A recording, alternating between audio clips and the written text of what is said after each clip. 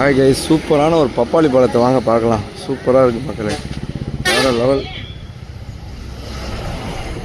இங்கே பாருங்கள், அந்த வெயிலில் இதெல்லாம் சாப்பிட்டா எப்படி மக்களே இருக்கும், வேறு லெவலுங்க. சும்மா பழம் இருக்குங்க. வாவ், நல்லா நேச்சுரலாக இருக்குது மக்களே.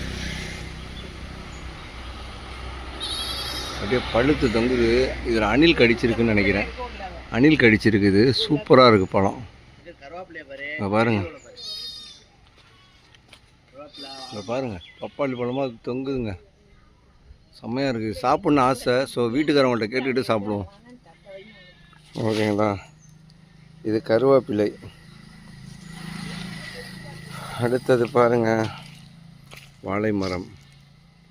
சூப்பராக இருக்குது. எல்லாமே ஃபஸ்ட் கிளாஸாக இருக்குது. ஐயா நல்லா இருக்கீங்களா ஐயா? நாங்கள் யூடியூப் சேனல்லேருந்து வந்திருக்கோம் ஐயா. இப்போ இந்த அடிக்கிற வெயிலுக்கு உங்கள் பொழப்புதாரம்னா, உங்கள் வாழ்வாதாரம்னா என்ன பண்ணுறீங்க? கொஞ்சம் சவுண்டாக சொல்லுங்கள். பொருளாதாரத்துக்கு என்ன பண்ணுறீங்க? இந்த வெயில் ஜாஸ்தியாகிக்குது. எல்லாம் பண்ணுறது எதாவது முடிஞ்சதை பண்ணிக்கிட்டு இருக்கிறோம், அவ்வளோதான். இந்த அரசாங்கம் உங்களுக்கு ஒத்துழைச்சா நல்லாயிருக்கும். ஆமாம், அரசாங்கம் நம்மளை சரியாக இது பண்ணலை. விவசாயம் தானே பண்ணுறீங்க?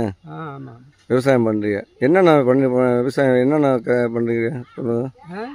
விவசாயம்னா என்ன பண்ணுறீங்க? இல்லை ஒன்றும் இல்லை, சும்மா தென்னை மரம் இருக்குது, அது பார்க்குறது. தென்னை மரம். சரி சரி மக்களே, ஐயாவுக்கு தென்னை மரத்தை மெயின்டைன் பண்ணிகிட்டு இருக்காங்க. ஆமாம், இதான் பாருங்கள், ரொம்ப பச்சை பச்சைன்னு சூப்பராக இருக்குது. ஓகே,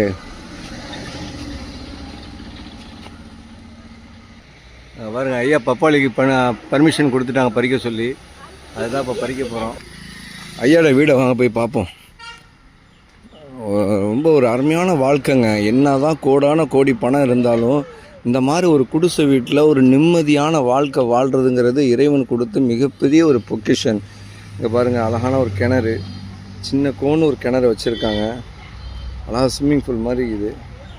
இதில் தான் தண்ணி அள்ளிக்கிறாங்க. இது டாய்லெட்டு. இது ஒரு கவர்மெண்ட்டு கட்டி கொடுத்ததுன்னு நினைக்கிறேன். மற்றபடி இப்படி சுற்றி வர்றதை பார்த்தீங்கன்னு சொன்னால் ரொம்ப அருமையாக இருக்குங்க. இந்த ஐயாவுடைய வாழ்க்கைங்கிறது ஒரு இனிமையான வாழ்க்கையாக ஐயாவுக்கு போயிட்டு இருக்குது. ஸோ பொருளாதார வசதி தான் கொஞ்சம் கம்மியாக இருக்குது. அதை பற்றி தான் அவங்க சொன்னாங்க. பாருங்கள் எப்படி இருக்குன்னு ஐயாவோட வீடு. ஸோ அந்த வீடெல்லாம் பாருங்கள், ரொம்ப சூப்பராக இருக்குங்க. இருங்க,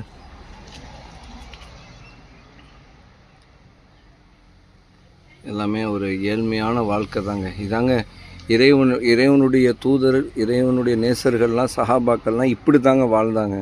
ரொம்ப ஏழ்மையாக வாழ்ந்தாங்க. இறைவன் வெற்றியை கொடுத்தான். இந்த மாதிரி வாழ்க்கையை நம்ம